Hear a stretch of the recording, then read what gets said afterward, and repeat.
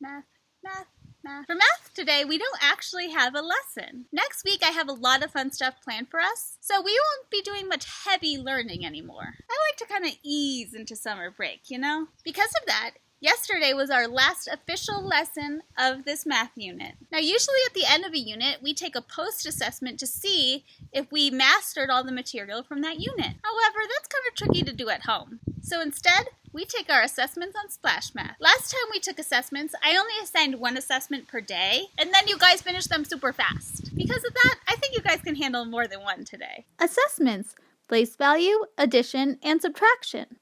Today we are going to take 3 assessments on Splash Math because they're pretty fast. The first one is a place value assessment, which will test our knowledge of hundreds, tens, and ones, and using those to analyze and compare numbers. So if you look here as an example of a place value question that you might see on your assessment. 14, question mark, 34. Is it less than, equal to, or greater than? Remember what the less than and greater than symbols mean and how you can tell which one is which, like the alligator mouths. Our next assessment will be addition. So in the addition assessment, they might ask you a question like, which addition sentence does this model show? So you have to count the kiwis in the top, the kiwis in the bottom, and then which number sentence would match.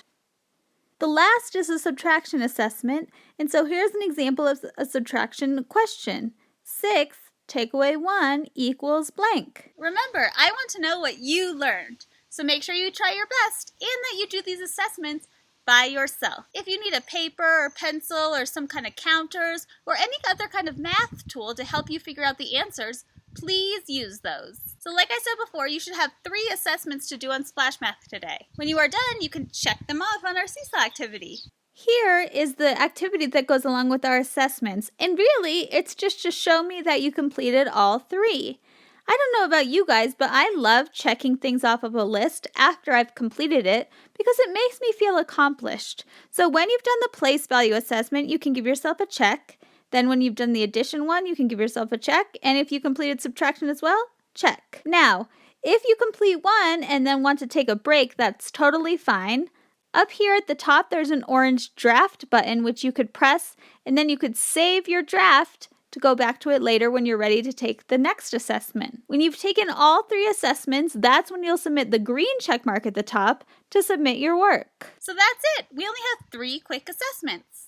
Unless for some reason you didn't finish the other assessments that I assigned last time. If that's the case, I'll just let your parents know so that we can make sure we get those done. Now, just because we're taking these final assessments, that doesn't mean we have to be done with Splash Math. I won't be assigning any more items to you, so once you are done, you have the freedom to choose what you would like to learn on Splash Math. Let me show you some of the cool things you can do. So here I am on my Splash Math, and you can see that I have a balloon here that says My To-Dos Additional Practice. So I should finish those first because those are the areas that Splash Math knows I need to work on because I might not have gotten them right on my assessment. Once I'm done with those, however, I have some other options. So I'm going to pretend that I don't have that balloon there and I'm going to show you the options now. So you can see with each balloon you do how many activities you've completed out of how many activities there are total.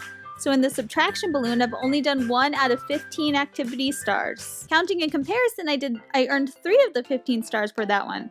So I still have a ways to go, but at least I did some of them. Yikes, on this balloon I only did 0, which means that's probably a good place to start. Or if you have almost all these balloons done, you have the option at the top to press grade 2. Grade 2 gives you a new set of balloons, although they might have the same titles. So we still have a place value balloon. We still have a number sense balloon, but now this balloon says add within 20, this balloon says subtract within 20, this balloon says add within 100 and subtract within 100, add within 1,000, oh my goodness, subtract within 1,000, yikes. Time, money, measurement, data, geometry. So those will all be harder versions of the balloons that we had because these are actually 2nd grade math skills. My suggestion is to start at the front because those are the easiest and then they get more challenging as time goes on. But you can try any of these balloons that you would like to. You also can practice some easier skills by pressing the kindergarten tab. Now, you should be experts on all of these things, so these ones would be easy, but we have numbers up to 5, numbers up to 10, compare numbers, addition, subtraction, numbers beyond 10, geometry, and measurement. Now, sometimes I think it's fun to go back and do math problems that are kind of easy just to feel good about it, and so if you'd like to do that, you can do that too. One last one here is math facts. So if you would like, you can practice addition facts within one, or addition and subtraction, or you can highlight all of the numbers, and then it'll give me mixed addition and subtraction math facts within 12. So here I need to quickly answer the math facts. Fantastic! And I'll know I'm fluent in the math facts if I can answer them quickly within 3 seconds without really having to think about it too hard. On a roll! On a roll! I'm an expert at math, so I know these things fluently without having to think about it, but it's really good practice. I suggest practicing that a lot. So remember, you can do kindergarten, you should probably finish all the grade 1 standards if you haven't, and then if you're ready, you can move on to grade 2. There's lots of different things we can do with Splash Math now. Isn't that cool? Now you can prepare for 2nd grade math, you can do some easy kindergarten math, you can practice your math facts if you want to. It's totally up to you.